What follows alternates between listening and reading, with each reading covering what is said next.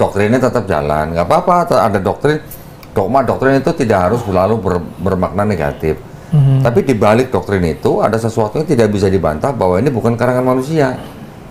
Nah, berarti ini murni berasal dari pencipta gitu. Itu keunggulan Islamnya di situ. Keunggulannya di belakang doktrin itu banyak bukti-bukti ayat-ayat dalam Quran yang dikonfirmasi oleh sains zaman sekarang gitu.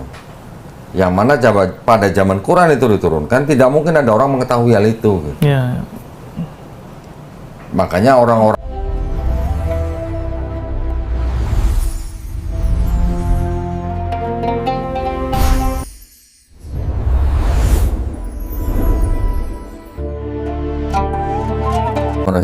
Assalamualaikum warahmatullahi wabarakatuh. Alhamdulillahirrabbilalamin. Wassalatu wassalamu ala rasulillah. Senang sekali berjumpa kembali di channel Donitan. Pada malam hari ini saya kedatangan tamu Mas Budi ya? Budi Kristianto. Oh, Budi Kristianto. Iya. Kristen ya? Kristianto. Kristianto itu nama baptisnya udah nama jelas. baptis. Bukan nama baptis. Oh, bukan nama baptis. Ya. Nama pemberian. Ya, nama baptisnya ada Ignatiusnya di depan. Oh, Iya. berarti mantan Kristen. Mantan Katolik. Sama aja, Kristen itu juga Katolik, Katolik juga Kristen. Kekristenan, di bawah kekristenan ada Keprotesan, ada Katolik dan sebagainya. Jadi mantan Katolik. Iya. Oke. Tahun berapa masuk Islam? Tahun 95 kok. Oh, udah lama ya. Udah lama. Udah. Bukan mantan Katolik lagi lah, Iya. mantan kafir aja lah. Ya boleh. MK ya. Mas Budi ini ternyata anaknya Bu Farida, ya Bu benar ya. Farida, ya.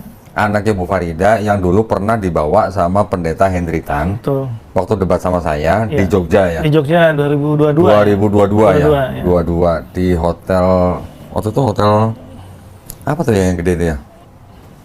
Lupa juga saya nama hotelnya. Hotel bintang 5 lah pokoknya ya. Oke. Waktu itu Mas Budi berarti ngeliat debatnya? Saya ngeliat lewat YouTube aja. Oh, nggak ikut ke Jogja? Enggak. Oh, jadi Mas Budinya dari Katolik masuk Islam. Ya.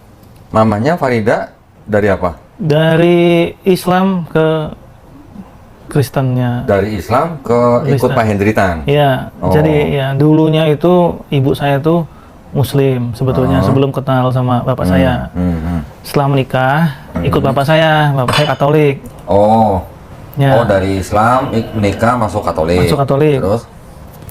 Terus cerai, qadarullah cerai gitu. Saya kelas 3 SD lah, kelas 2 SD. Nah, cerai, kemudian pisah.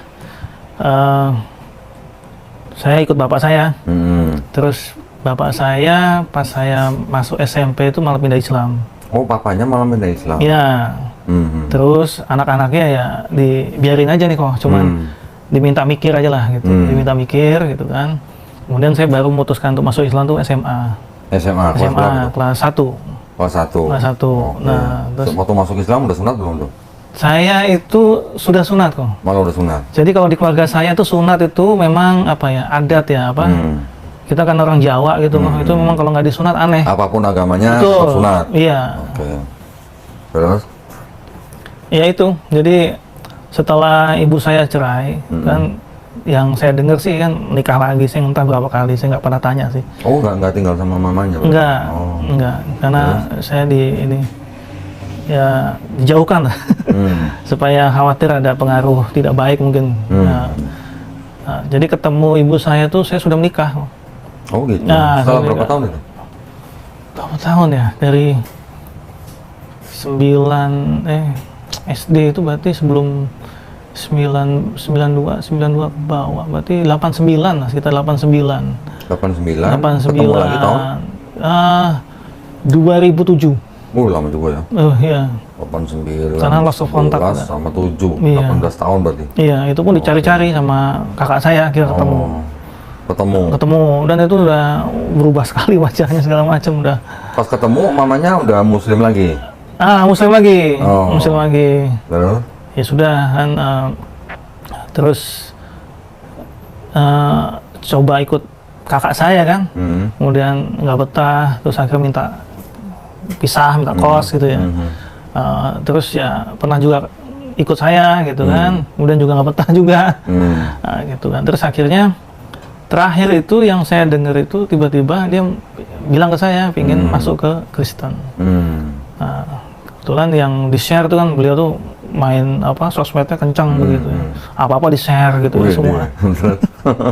Oh, berarti mamanya murtad 2 kali berarti? Iya. Iya.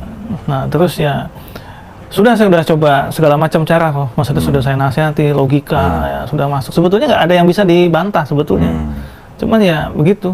Bahkan saya pernah bawa ke Mas Andre itu.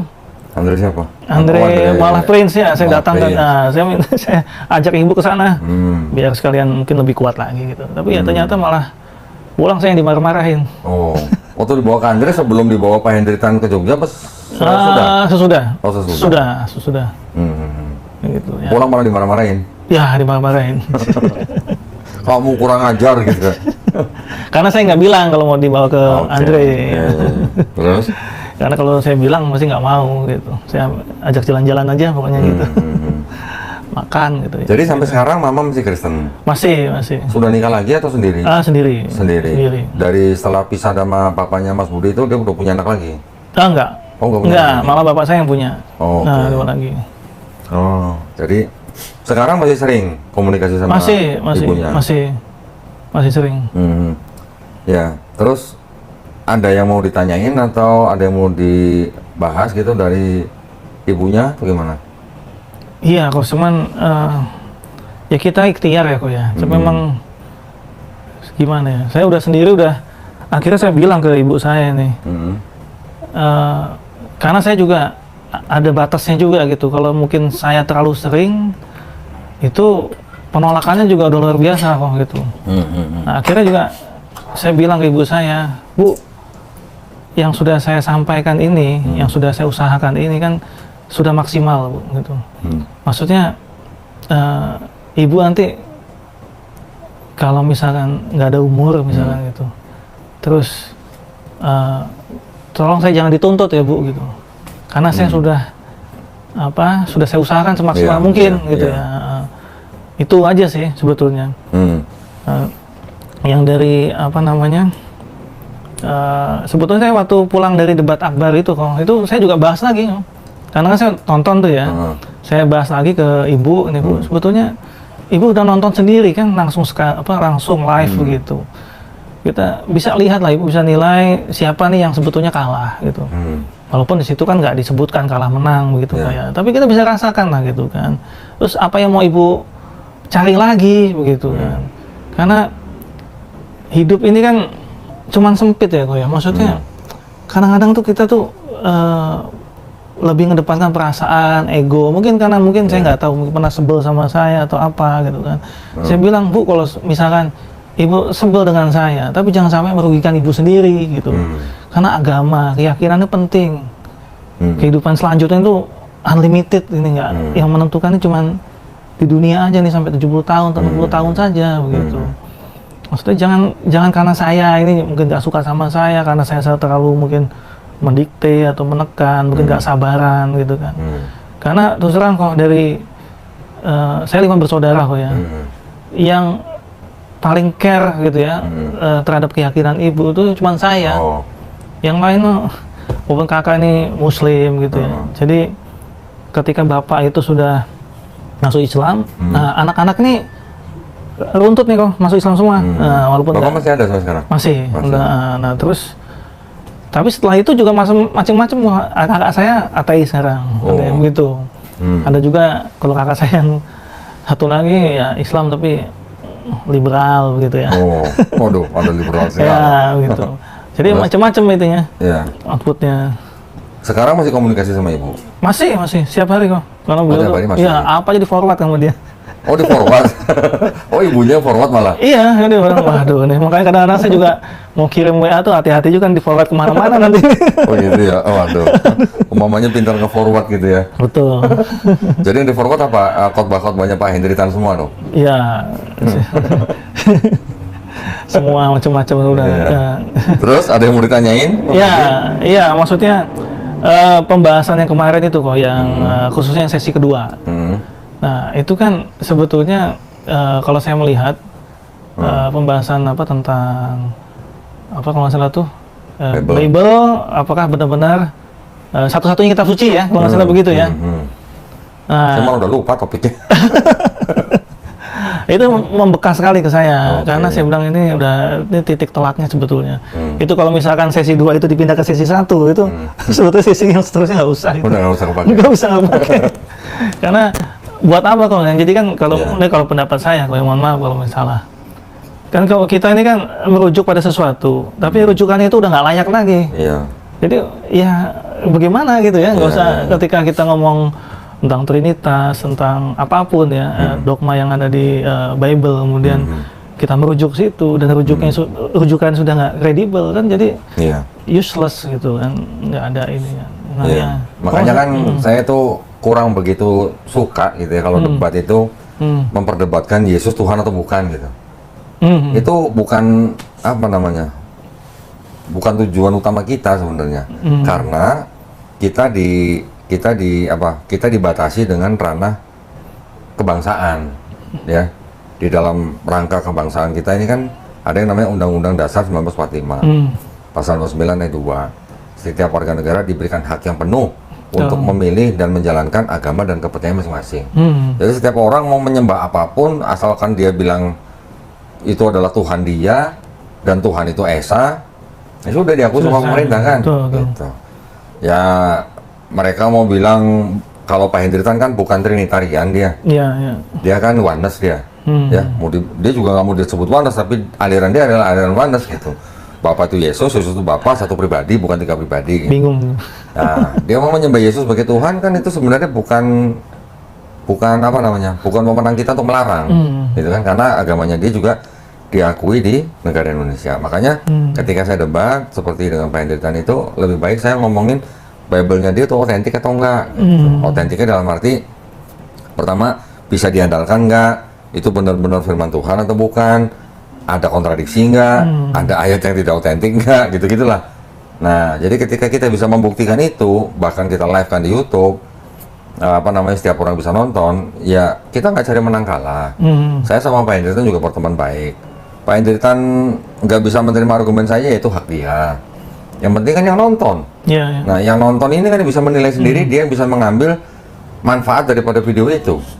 Mungkin yang Islam jadi tambah kuat iman akidahnya, mungkin yang lain ada di luar Islam nonton debat kita terus menjemput hidayah, itu kan bonus buat kita. Gitu. Saya sih nggak pernah mentargetkan untuk memualafkan Pak Hendritan, itu nggak ada. Gitu. Ya betul. Ya, jadi saya nggak punya target untuk memualafkan siapa-siapa, karena saya tahu persis hidayah hanya milik Allah SWT. Nabi aja nggak bisa membuat pamannya masuk Islam, apalagi saya gitu. Jadi kita hanya berdakwah sesuai dengan kemampuan dan ilmu kita, diterima oleh masyarakat Islam, alhamdulillah, diterima oleh orang yang bukan Islam, alhamdulillah juga. Kalau kemarin waktu itu ada pembahasan tentang apa, argumentasi dari apa Pak Hendritan ya, tentang bahwa bukti bahwa Bible itu adalah kitab suci dari itunya apa namanya, abjadnya ya, apa dari ini kok K-nya besar, S-nya besar, gimana kok? Saya ketawa. Kalau dengar itu sebenarnya saya ketawa. Gini, ketika orang menerjemahkan, yang dipegang oleh Pak Hendritan itu kan adalah bukan kitab suci, itu adalah terjemahan dari kitab yang dianggap kitab suci. Yang menerjemahkan ini orang yang sudah menggunakan kaidah penerjemahan, ada huruf besar, ada huruf kecil. Tapi kitab yang dianggap kitab sucinya mereka yang dalam bahasa Yunani kan nggak ada huruf besar, huruf kecil. Betul. Nah, jadi ketika orang menerjemahkan menggunakan huruf besar, huruf kecil, kaidahnya, terus kemudian untuk gelar sesuatu menggunakan huruf besar, huruf kecil, itu kan berarti sudah menggunakan penafsiran. Gitu. Ya, gitu aja. Itu hak mereka aja.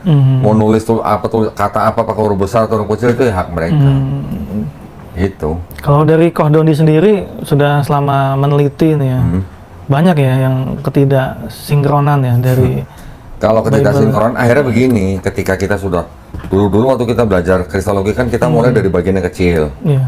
Apa nih, pertama kali dulu diajarkan, yang kita pelajari adalah Yesus itu Tuhan atau bukan. Biasanya kan begitu kalau orang kristologi belajar. Lama-lama saya keluar dari situ, saya masuk ke kritik teks. Ke kritik teks kita membahas atau kita mempelajari dalam Bible itu ternyata ada kontradiksi. Ada kontradiksi, terus kemudian ada ayat tambahan. ada ayat sisipan, ada ayat pinjaman. Nah, ayat-ayat yang dengan kategori seperti ini kan bisa disebut ini adalah ayat-ayat yang tidak otentik. Yang mengatakan tidak otentik siapa? Ternyata kalangan mereka sendiri. Saya baca dari kalangan mereka sendiri yang mengatakan ayat ini tidak asli, ayat ini concoction, ayat ini fabrication, kayak gitulah. Jadi, nah itu yang akhirnya saya bilang, saya kalau debat Yesus Tuhan atau bukan lagi itu udah basi lah, ya. Mereka mau nyembah pohon pisang kan itu hak mereka juga, gitu. Cuman yang bisa saya buktikan ini loh dari kalangan kalian sendiri mengatakan bahwa ayat ini tidak asli. Bahkan Bible beda versi, yang ini ada ayatnya, ini nggak ada ayatnya. Aku bisa, yang ini nggak ada. Kenapa? Karena yang ini menerjemahkan dari manuskrip-manuskrip yang paling kuno, yang lebih dekat ke narasumber gitu. Contoh, yang ini menerjemahkan dari manuskrip yang abad 16, Textus Receptus, bahasa Yunani juga, tapi penulisan ulang. Yang ini tidak ada ayat itu, karena Pak menerjemahkan dari manuskrip Sinaiticus yang ditulis kira-kira abad 4. Abad 4 sama abad 16 bedanya berapa ratus tahun? 1200 tahun gitu. Kan jauh sekali. Ketika ada kitab mereka sendiri yang tidak mau memuat ayat itu karena dianggap ayat itu adalah ayat tambahan belakangan. Nah, ini kan menjadi masalah. Berarti di dalam kitab mereka, di dalam agama mereka ada dasar pemikiran manusia yang ditambahkan belakangan gitu. Itu bisa saya buktikan kan. Sumber-sumbernya saya semuanya jelas. Bahkan kitab-kitab mereka sendiri juga ada malah yang sekarang menggunakan kurung tegak. Ketika ada kurung tegak, itu artinya ayat itu tidak terdapat di manuskrip-manuskrip kuno yang sebelumnya. Itu berarti mereka sudah jujur sebenarnya. Nah, cuman dengan adanya penandaan seperti itu, Pak Hendritan atau jemaatnya masih mau menganggap itu kitab suci, itu hak mereka gitu. Saya cuma membuktikan aja ini maksudnya apa. Ada yang tambahan, ada yang sisipan, ada yang tidak asli gitu. Yang ngomong bukan dari saya, bukan dari kalangan Islam, yang ngomong malah dari kalangan Kristen sendiri. Bahkan kalau nggak salah itu juga TD juga ngaku sendiri kan. Apa? Ada ayat yang hilang ketika di terjemahan Inggrisnya ya. Saya punya Bible bahasa Inggris. Ketika ada ayat yang dianggap tidak otentik, itu ayatnya dikeluarin, tapi nomor ayatnya dikosongin. Ada nomornya. Nomornya ada, tapi ayatnya nggak ada gitu. Jadi misalnya ayat 20, 21-nya kosong, 22-nya ada lagi. Gitu. Itu bisa begitu. Gitu. Nah, kalau begitu, berarti apakah itu bisa dibilang kitab suci kalau begitu? Nah, tapi kalau di kemudian argumentasi selanjutnya, yang penting kan kalau nggak salah ya, seingat saya tuh, yang penting kan benang merahnya katanya. Oke, benang merahnya apa? Maksudnya ya, ini nggak mengganggu benang merah, ini kan cuma tambah-tambah. Sekarang kalau mau bicara benang merah, berarti dia harus bisa memahami dari awal mula di kitab suci dia. Ada Kejadian sampai Maliaki, kemudian Matius sampai Yohanes, kemudian Kisah Para Rasul sampai Wahyu. Ini kita harus bisa bagi-bagi nih, karena ini benang merahnya putus di sini. Ya, dari Kejadian sampai Maliaki ditambah Matius sampai Yohanes, ini mungkin masih nyambung. Mungkin masih nyambung ya, tapi sebagian sudah ada yang mulai mau putus benangnya. Begitu sampai masuk Kisah Para Rasul, tambah Roma, tambah 1-2 Korintus, Efesus, Kolose dan sebagainya sampai Wahyu, benang merahnya putus di situ. Nah, yang saya maksud gimana? Gini, dari Kejadian sampai Yohanes, ini sebenarnya konsep ketuhanannya masih nyambung, konsep ketuhanannya. Tapi sebenarnya agak putusnya di Yohanes, agak putus karena apa? Udah mulai kropos tuh benangnya, karena di kitab yang Yohanes ini dia lebih banyak menyajikan sosok atau sisi keilahian Yesus ya, walaupun masih bisa dibantah dengan ayat-ayat di dalam Yohanes sendiri, tapi di situ juga banyak ayat-ayat yang dipakai oleh kalangan Kristen sebagai bukti bahwa Yesus Tuhan gitu. Konsep ketuhanannya masih nyambung, tauhid, karena dari Perjanjian Lama sampai Maliaki ini tidak ada ajaran Trinitas. Kalaupun dianggap ada ayat-ayat yang mengajarkan Trinitas, itu hanya klaimnya Kristen.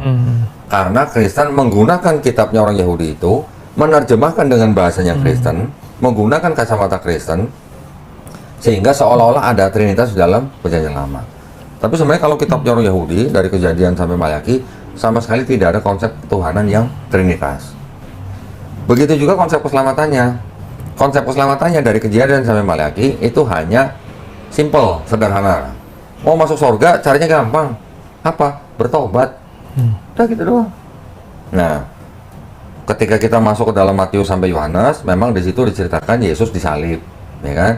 mati di atas kayu salib, kemudian bangkit di hari ketiga, baru kemudian diangkat. Tapi dari Matius sampai Yohanes sendiri, ini ada kurang lebih 85 kontradiksi. Kontradiksi ya. Kontradiksi.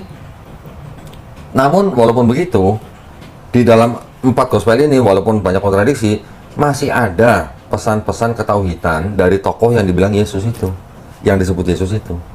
Dan di 4 gospel ini, Yesus tidak pernah mengaku sebagai Tuhan, tapi hanya mengaku sebagai Nabi.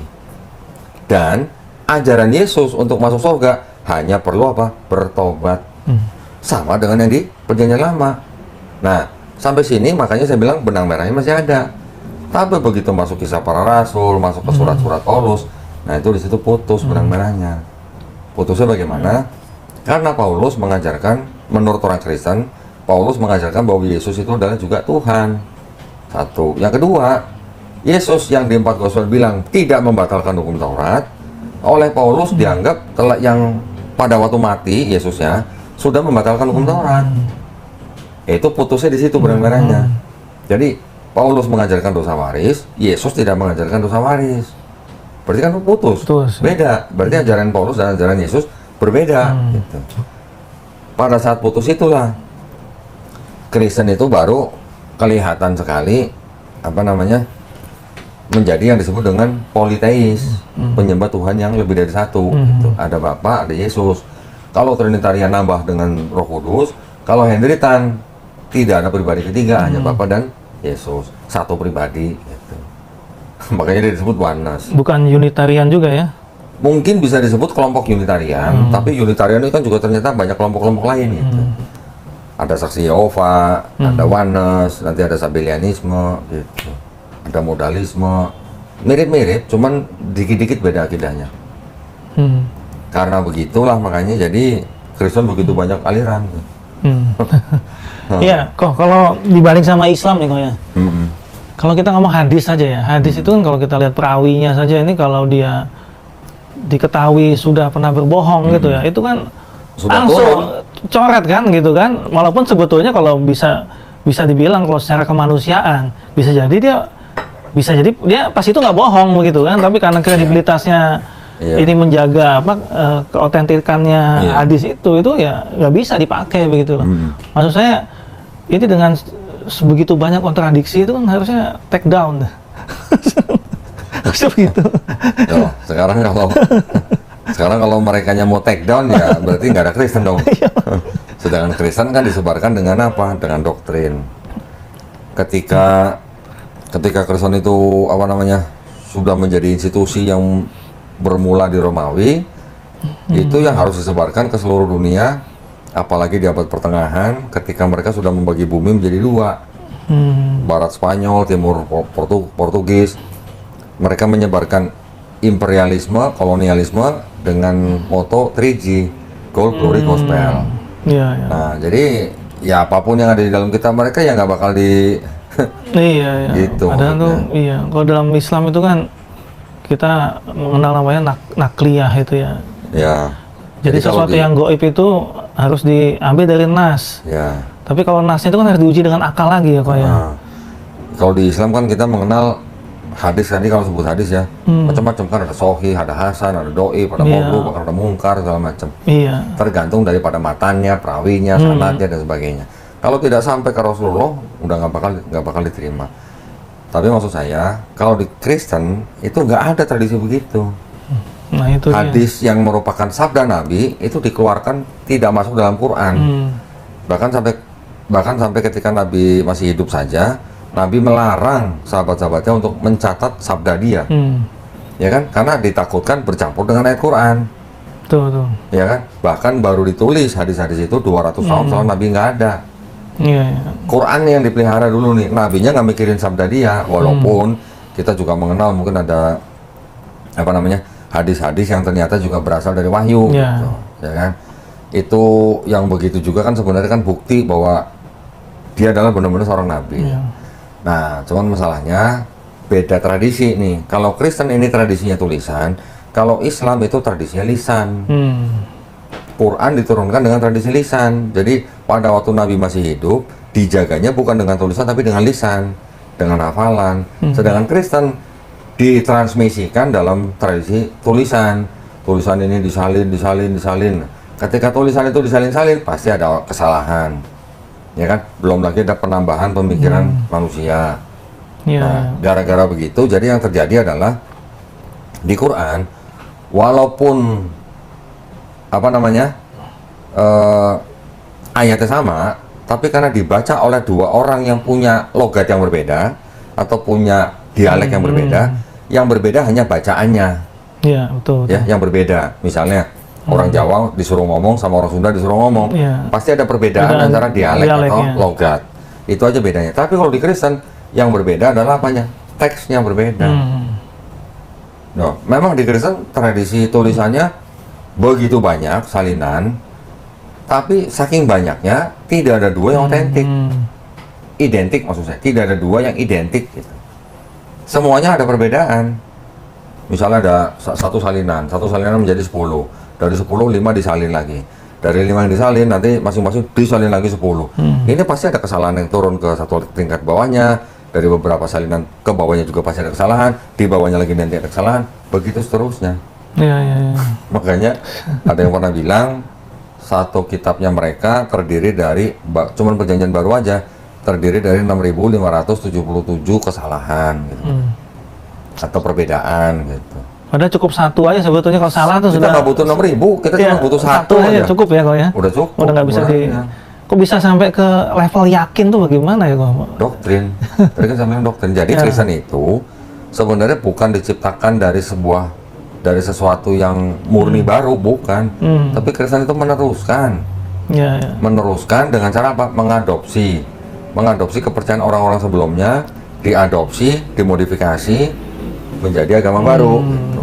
Tapi konsep kepercayaannya bukan hal yang baru. Sebelum-sebelumnya sudah ada orang yang percaya, ada orang yang disalib, dibunuh, mati, 3 hari bangkit, kemudian menjadi dewa dan sebagainya. Banyak orang sudah percaya dewa yang lahir tanggal 25 Desember dianggap sebagai Tuhan. Banyak juga orang percaya macam-macam lah hal-hal yang banyak di Kristen ada gitu loh.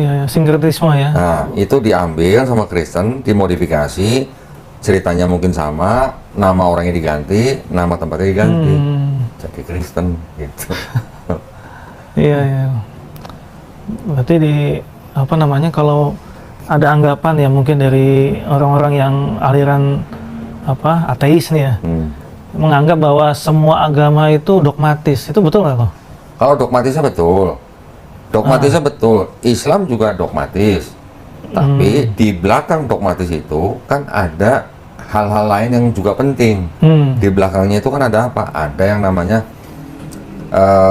bukti bahwa di belakang dogmatis itu ada sesuatu yang tidak bisa dibantah. Ini tidak mungkin karangan manusia. Nah, berarti jadi nggak dogma itu ya? Enggak, dogmanya tetap jalan. Atau doktrinnya tetap jalan. Nggak apa-apa, ada doktrin. Doktrin itu tidak harus selalu bermakna negatif. Tapi di balik doktrin itu ada sesuatu yang tidak bisa dibantah bahwa ini bukan karangan manusia. Nah, berarti ini murni berasal dari pencipta gitu. Itu keunggulan Islamnya di situ. Keunggulannya di belakang doktrin itu banyak bukti-bukti ayat-ayat dalam Quran yang dikonfirmasi oleh sains zaman sekarang gitu. Yang mana pada zaman Quran itu diturunkan tidak mungkin ada orang mengetahui hal itu. Makanya orang-orang ilmuwan pun sebagian ada yang mengakui bahwa itu tidak mungkin karangan Nabi Muhammad SAW. Itu pasti berasal dari Sang Pencipta gitu.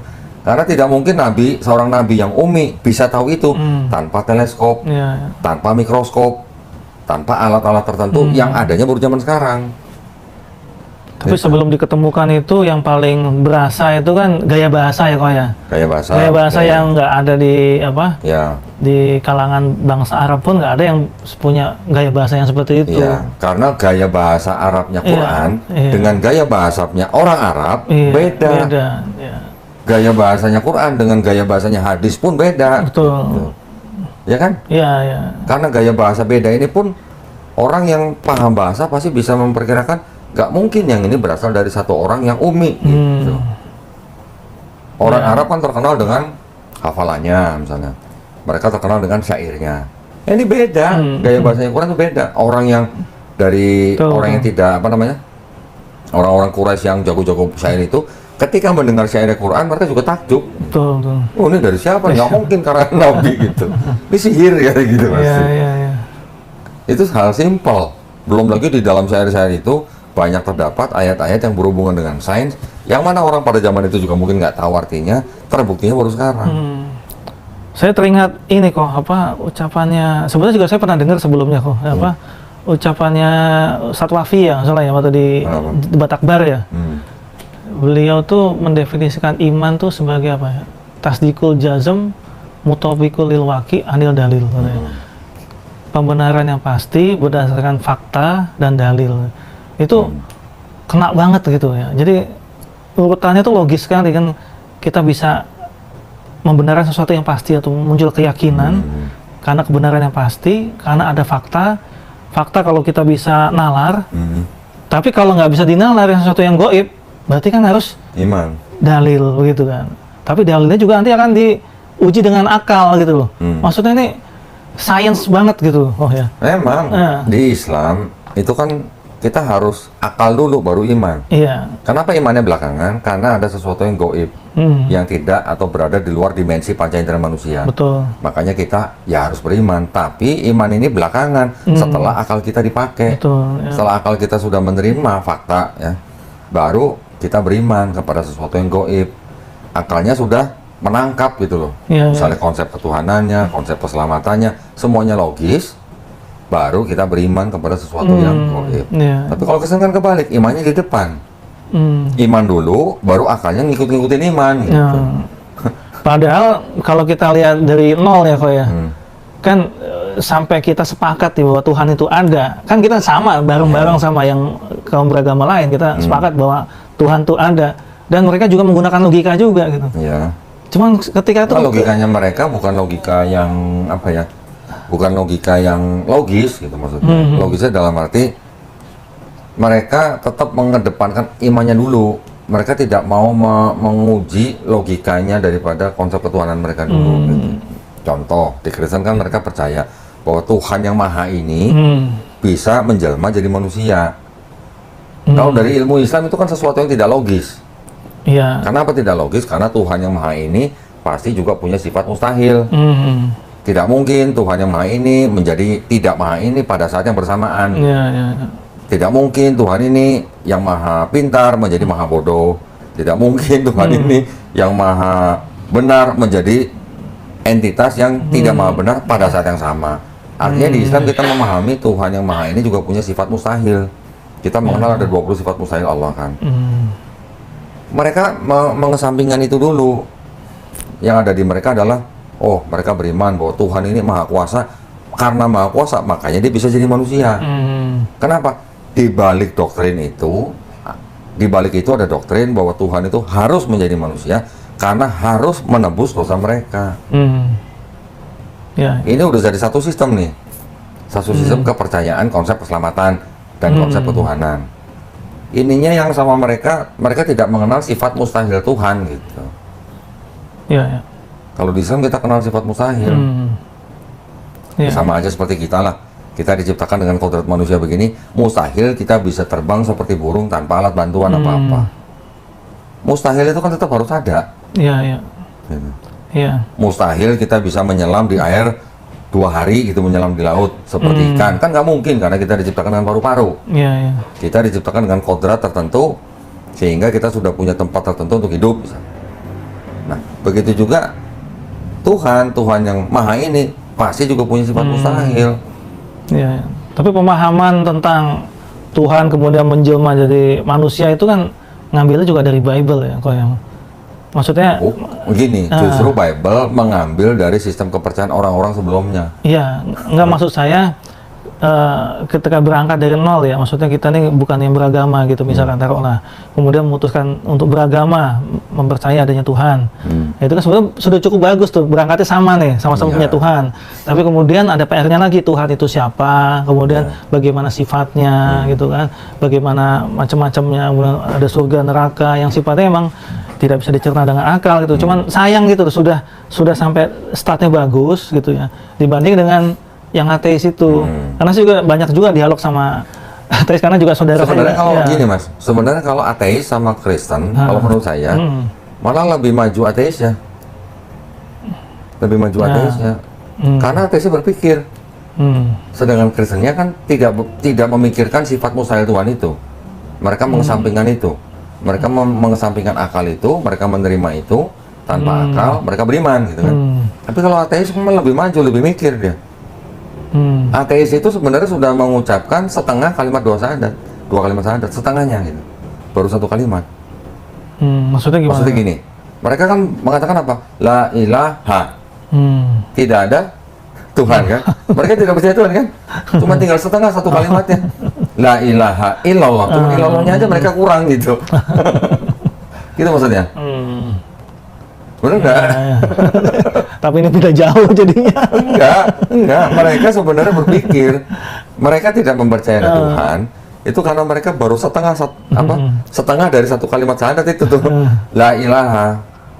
Cuma tinggal cuma ditambahin illallah, itu aja. Kalau mereka mau meneruskan satu kalimat syahadat itu, mereka akan lebih rasionalis daripada orang Kristen. Orang Kristen membuang rasionalnya, menerima konsep Tuhan bisa jadi manusia.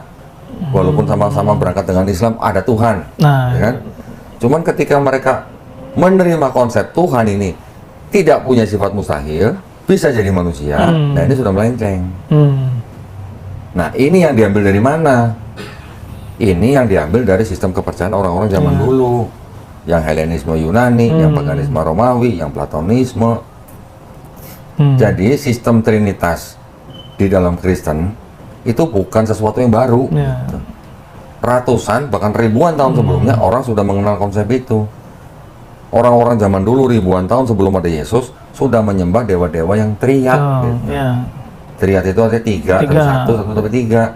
Karena orang pada waktu itu mungkin sudah berpikir setiap elemen di alam semesta itu ada penguasa masing-masing. Gitu.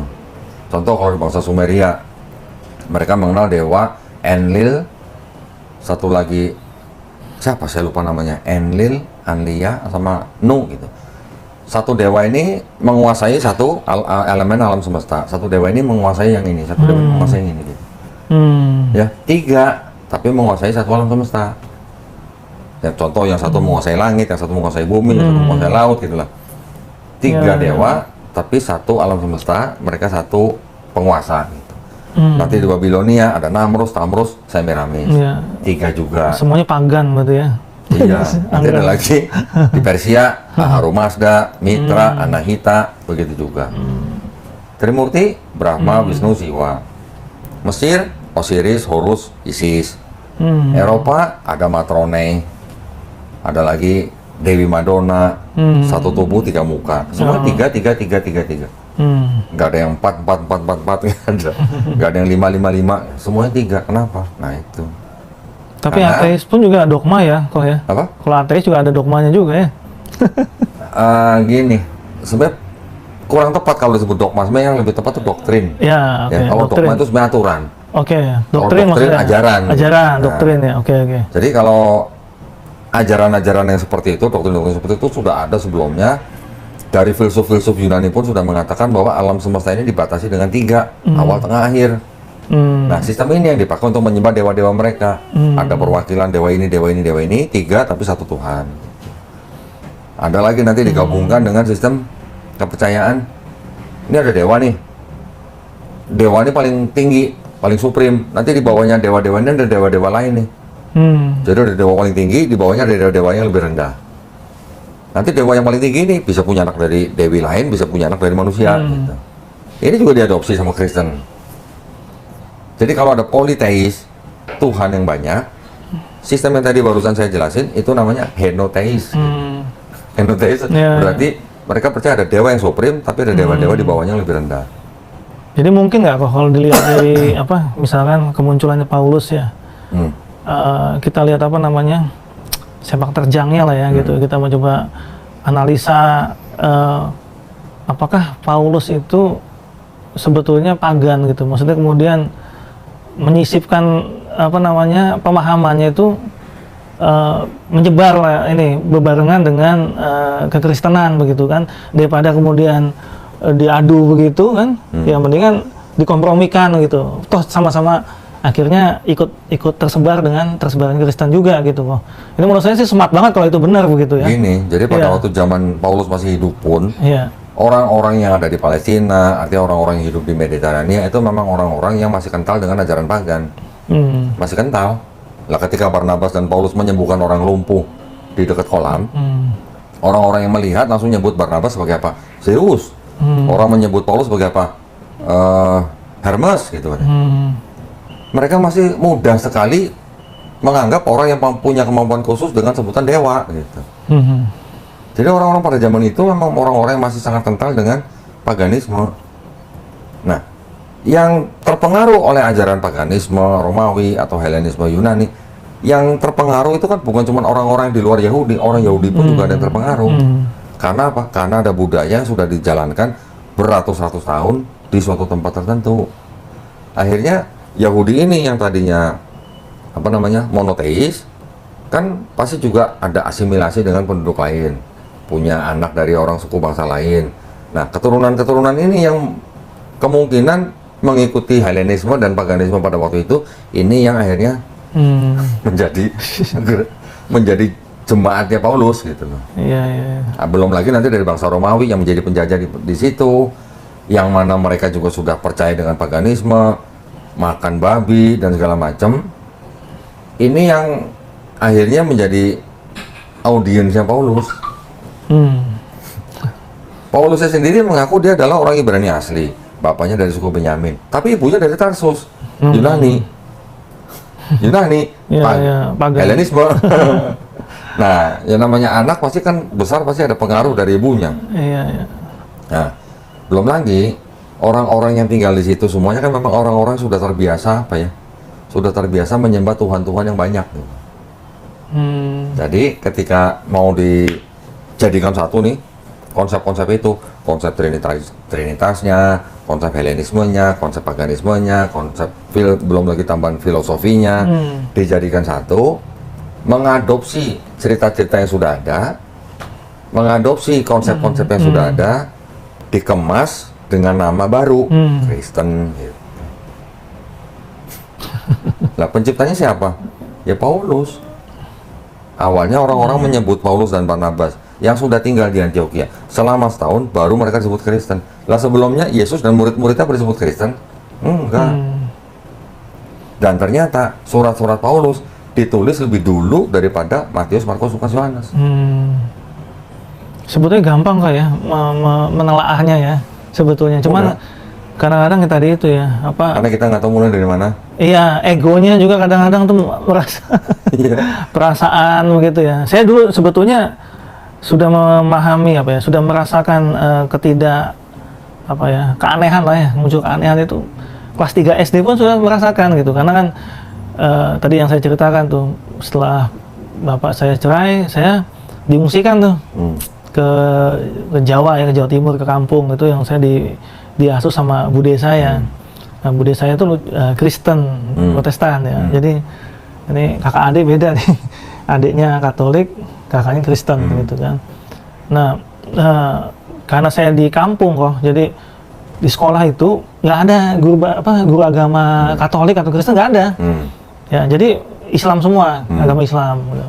Nah, sepupu saya nih, anak-anaknya bude saya itu punya kebiasaan. Jadi kalau sekolah waktu SD itu, ya dia ikut pelajaran agama Islam supaya dapat nilai saja, supaya untuk nilai.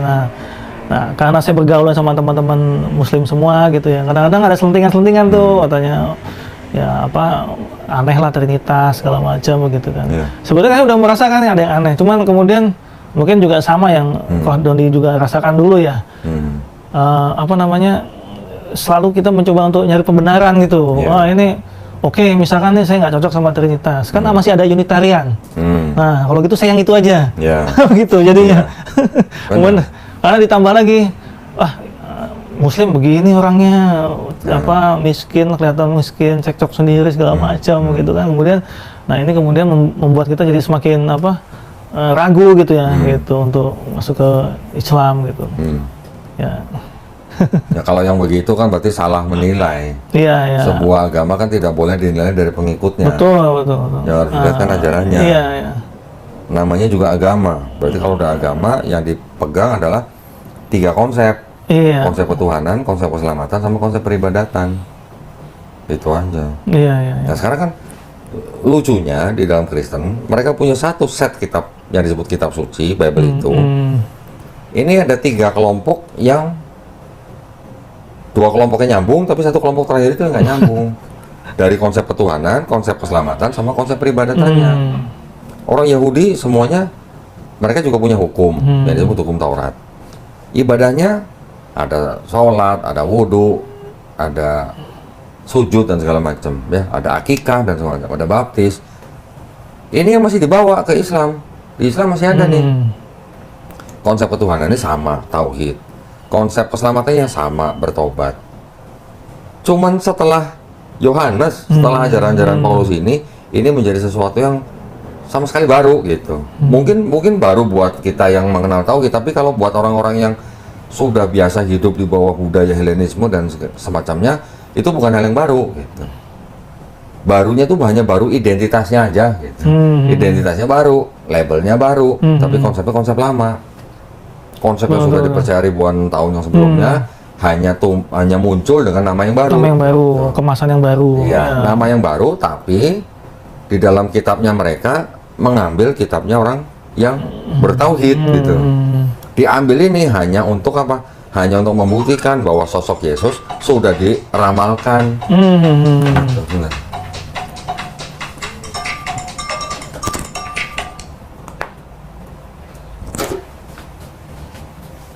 Cuman gitu aja sebenarnya. Jadi sebenarnya Kristen itu konsepnya bukan konsep baru, konsep lama, baju baru gitu lah. Iya, iya. Iya. Gitu doang. Iya. Makanya saya pengen ketemu Kohdondi itu ya begitulah. Jadi supaya mungkin obrolan kita ini ya bisa apa ya? Nah kalau buat kalau buat ibunya Mas Budi mah belum tentu dia bisa paham ginian. Gitu. Ya. Setidaknya buat yang lain juga ya. Karena ya keyakinan ini jangan kemudian disepelekan begitu ya, dianggap ini ya. Jadi kalau kristologi itu juga boleh dikatakan ketika kita ngomongin kristologi, audiens kita harus tahu nih, kalau buat santri pesantren umur sekian gitu ya, nggak bisa kita samakan kita ngomong sama orang yang sudah mendalami agama yang sudah matang gitu, beda. Nggak bisa juga disamakan dengan ketika ngomong seperti ibunya Mas Budi yang sudah umur berapa, mungkin 60-an, yang mungkin pengetahuannya mohon maaf mungkin terbatas gitu, atau sejarahnya terbatas gitu. Beda kelas gitu loh. Jadi kadang-kadang kita ngomong kristologi juga harus melihat umur orang yang kita ajak ngomong. Betul. Ya. Kalau buat jamaah ibu-ibu di majelis taklim gitu lain lagi ceritanya. Gitu. Oke kok. Ya. Memang panjang kalau mau diomongin semua ya. Karena saling berkaitan gitu. Bedanya Yahudi dengan Islam kan hanya karena mereka tidak mau menerima Nabi Muhammad SAW sebagai Nabi mereka. Tapi syariatnya mereka berhenti di syariat yang dianggap dengan Taurat. Ya. Sedangkan itu sudah disempurnakan di dalam Islam, dalam Quran. Mereka tidak mau menerima itu, ya mau nggak mau tetap disebut sebagai kafir. Walaupun mereka bertauhid. Gitu. Jadi kafir bukan berarti orang tidak percaya Tuhan. Orang yang tidak menerima kebenaran Islam. Iya, betul. Itu aja. Betul. Bukan pagan ya. Kan? Kalau Qurannya belum turun, Nabi Muhammad SAW belum diutus sebagai Nabi, orang Yahudi dan orang Nasrani yang mengikuti Taurat dan Injil yang diterima oleh Nabi-Nabinya, ya mereka memperoleh pahalanya, mereka memperoleh nikmat yang disediakan gitu. Mereka tidak sedih, tapi ketika orang-orang ini yang menyimpang yang pengikutnya Nabi Isa AS menjadi Kristen, terus kemudian pengikutnya Nabi Musa ini yang menjadi Yahudi zaman sekarang kita lihat tidak mau menerima Quran dan sebagainya, ya sudah, mohon maaf jadinya. Iya betul. Iya. Itu kadang-kadang gimana ya, orang Islam sendiri mungkin pandangannya juga masih beda-beda itu terhadap dua agama ini, agama Yahudi dan agama Kristen ini. Masih kadang-kadang masih tidak bisa membedakan Yahudi zaman dulu yang belum menerima Quran sama Yahudi dan Kristen yang sudah pernah tahu Quran. Beda kan posisinya? Betul, beda-beda ya. Iya kan? Beda-beda. Sebelum Quran diturunkan, orang-orang Bani Israel Itu benar. yang menerima Taurat dan Injil, yang mengikuti apa yang diajarkan nabi-nabinya, ya masuk surga. Iya, iya. Gitu kan? Tapi setelah mereka beranak pinak, sudah berapa keturunan, Quran diturunkan, mereka menolak. Ya mohon maaf. Iya, Gitu. iya. Harusnya apa? Sudah kalau bahasa engineering sudah superseded. Superseded. Ya gitu. Ya, memang gimana ya? Nah, kan kita sering mendengar agama samawi itu Yahudi, Kristen, Islam. Yang kita sering dengar nih. Iya. Tapi kan itu pandangan orang yang di luar agama itu. Tapi ketika kita berada di dalam yang disebut dengan Islam, Nasrani atau Yahudi, saya nggak tahu pandangan Yahudi dan Kristen ya. Mereka disebut agama samawi, mereka senang-senang aja. Apalagi Kristen gitu.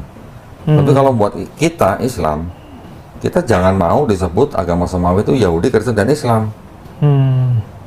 Menurut itu agama samawi apa? Ya, samawi, sebagai orang Islam.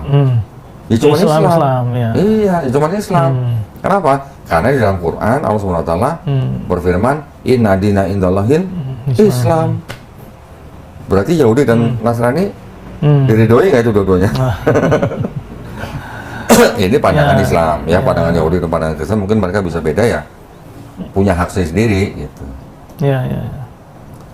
Karena kalau kita bilang Yahudi juga agama samawi, Nasrani juga agama samawi, atau Kristen juga agama Nasrani apa samawi, kita sedang menolak inna dina indallahil Islam itu. Gitu. Iya, iya, iya, betul, betul. Nah, terus terkadang bahkan masih banyak saudara kita yang Islam memandang kitabnya orang Yahudi dan kitabnya orang Kristen ini sebagai Taurat dan Injil yang dimaksud Quran. Setuju nggak? Wah, enggak lah. Harusnya Bible aja ya sebut ya. Cocok iya. Ya? Dan juga mungkin kita sering mendengar pertanyaan. Kan orang Islam sering bilang, karena Quran juga, kan memang Quran juga menyatakan hal yang demikian, bahwa kitabnya apa yang dulu diterima oleh nabi-nabinya itu sudah dirubah-rubah oleh mereka. Ketika menjadi kitabnya orang Yahudi dan menjadi kitabnya orang Kristen, mereka tidak terima kan kalau mereka bilang kitabnya udah dirubah-rubah. Mereka ganti nanya, kalau gitu mana yang asli? Iya kan? Nah, kadang-kadang orang Islam juga nggak bisa jawab. Kalau ditanya mana yang asli mana? Nah, mereka menggunakan stigma itu untuk membenarkan kitab-kitab mereka di mata Quran. Tuh.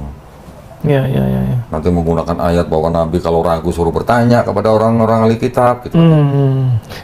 Ya kan? Iya, iya. Padahal pernah nggak kita baca Nabi bertanya kepada ahli kitab tentang Quran?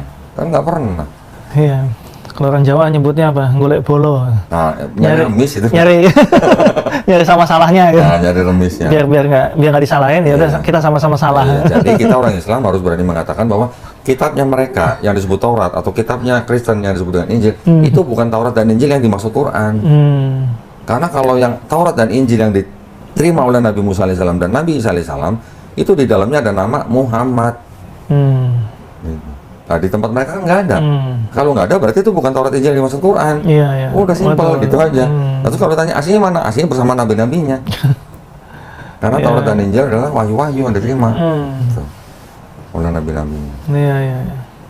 Emang takdirnya seperti itu ya kok ya. Kalau nggak ya nggak jadi, Islam nggak turun ya. Iya, jadi kita jangan sampai keluar daripada kacamata Islam. Iya, harus betul.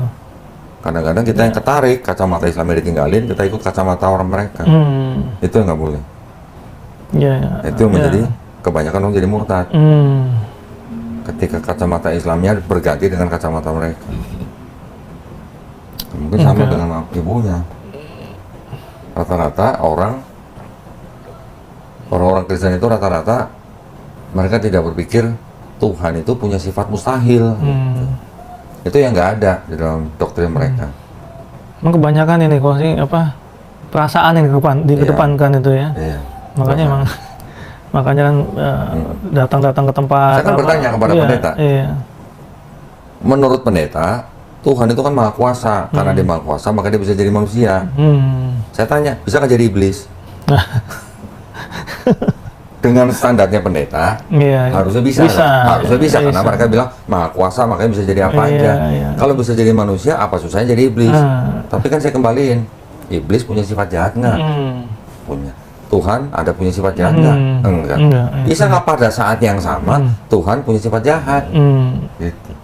Itu yang nanti mereka jawabnya mengeles. Bukan nggak bisa tapi nggak mau buat apa gitu kan? Saya nggak nanya mau apa enggak, saya nanya bisa apa enggak, mampu atau enggak gitu. Itu yang mereka nggak tahu bahwa Tuhan itu juga punya sifat mustahil. Tuhan yang Maha Esa tidak mungkin berbohong. Tuhan yang Maha Esa tidak mungkin tidak berwujud. Tuhan yang Maha Esa tidak mungkin menciptakan Tuhan yang lain gitu kan. Itu kan sifat mustahil juga. Iya. Gitu. Kalau kita bisa mengatakan Tuhan yang Maha Kuasa, yang Maha ini bisa menjadi manusia, sama aja kita ngomong, wih bola itu kotak banget ya gitu. Udah tau bola bulat, kata kotak gitu. Jadi paradok. Baik kok. Ada lagi mau tanya? Cukup kayaknya. Cukup. Saya nggak tahu kalau obrolan kita ini dipahami sama ibunya atau nggak tahu saya. Iya. Tapi kalau buat ibunya, kita sebaiknya menggunakan argumen-argumen yang sederhana, yang simpel-simpel. Iya, tadi yang itu kok saya bilang itu ya, rujukannya saya bilang sudah nggak bisa gitu kan. Karena ibu kan sudah lihat sendiri itu debatnya kan, sudah nggak bisa dijawab. Saya cukup sebetulnya gitu kan. Iya. Jadi apa yang ibu yakini itu kan merujuknya ke kita. Bible itu gitu kan. Nah kalau Bible itu sudah ya sudah nggak bisa dijadikan, sudah nggak layak dijadikan rujukan gitu, karena tadi itu kita sudah lihat cacatnya sudah banyak begitu. Iya. Ya, sudah selesai seharusnya begitu kan. Iya. Itu kita belum ngomongin kontradisinya apa aja tuh. Kalau kontradisi apa aja mau udah nggak bisa direkonsiliasi. Makanya saya ketika sebetulnya izin kok ke saya tuh atau mau berangkat itu. Terus saya agak bingung nih, saya ragu nih, izin nggak. Tapi saya lihat ada positifnya. Biar lihat langsung deh gitu. Saya yakin sih bakal menang gitu ya, yang dari debater muslim saya yakin walaupun belum. Kita mau nggak nyari kalah menang. Iya. Cuma membuat edukasi aja. Ya lebih unggul lah gitu ya. Kalau mau menang. Nah itu kan penilaian dari penonton. Iya, karena saya penontonnya nih waktu itu. Saya nggak pernah mengatakan saya unggul gitu. Iya. Kalau yang mengatakan orang itu unggul ya itu orang teman saya namanya Ustadz Unggul namanya. Iya, kalau dari saya terus kan, ini dari orang lain nih, kurang apa lagi gitu kan. Ya, tapi sudahlah. Ya, semoga lah maupun seperti ini kondisinya, tapi mungkin suatu saat bisa sebelum. Ya selama ibunya masih hidup, Mas Budi tetap harus doain. Iya, itu doain supaya ibu dapat hidayah. Iya, tapi kalaupun nanti ibunya berpulang bukan sebagai orang beriman, ya sudah, kita juga nggak bisa komplain ke Allah SWT. Iya, betul. Ya. Ya kok cukup ya, Pak. gitu Ya, iya, terima kasih. Ya. Cukup ya? Ya. Baik, kalau cukup kita sudahi obrolan kita karena kopinya udah habis. Ya. Saya masih banyak. Oh, masih banyak. Karena kopi saya udah habis berarti berhenti, stop berhenti. Ya, barakallahu fikum. Mudah-mudahan obrolan singkat kita ini bermanfaat buat para pemirsa. Mudah-mudahan teman-teman semua juga bisa mengambil hikmahnya. Ya, Mas Budi ini yang ibunya menjadi murtadin 2 kali. Ya, tidak ada yang bisa kita lakukan kecuali menasehati. Ya, dan mendoakan. Gitu aja ya buat teman-teman juga yang ingin mendukung perjuangan dakwah kami, dipersilakan untuk mengirimkan ke Bank Muamalat dengan nomor rekening 3030 300 atas nama Yayasan Kadam Mualaf Indonesia. Konfirmasi bisa ke Melisa 0896 30 300 300. Barakallahu fikum, semoga partisipasi para pemirsa diterima di sisi Allah Subhanahu wa taala sebagai amal jariah ya. Amin ya rabbal alamin. Baik, kalau gitu kita pamit undur diri, kita ketemu di konten-konten selanjutnya.